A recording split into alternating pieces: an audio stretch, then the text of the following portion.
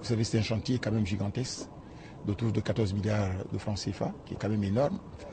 Et ce n'est pas facile d'assurer la coordination, ce n'est pas facile de travailler les uns sur les autres pour respecter les délais. Mais nous avons dit cette fois-ci que c'est le dernier délai qu'on peut leur accorder.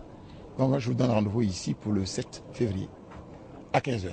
La réalisation de la basilique Notre-Dame de la Paix de Yamoussoukro doit s'associer à des œuvres sociales.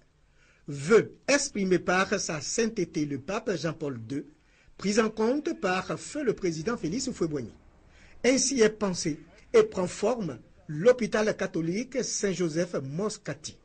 Cet établissement sanitaire de 2 niveaux, à 2 entrées côté lac, réservé au public, et côté basilique ou noble, le tout débouchant sur les 4 L d'hospitalisation, la chirurgie, l'hôpital du jour, les services de réanimation, toujours au Rue des Jardins, une chapelle, l'espace de vie, les banques, les assurances et les espaces d'échange avec les malades.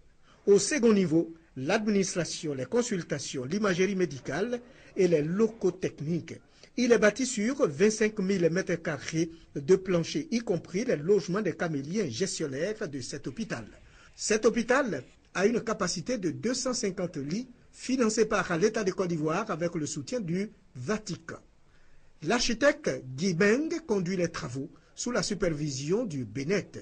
Les travaux de cet hôpital sont achevés à 95%. Reste l'installation et la mise en route des équipements techniques et du mobilier médical. C'est cet hôpital qu'a visité le Premier ministre Daniel Kablan-Duncan. Le chef du gouvernement ivoirien s'est dit satisfait de l'évolution des travaux avant d'indiquer la date d'une prochaine visite. Le président de la République visitera ce joyau architectural au terme des réalisations.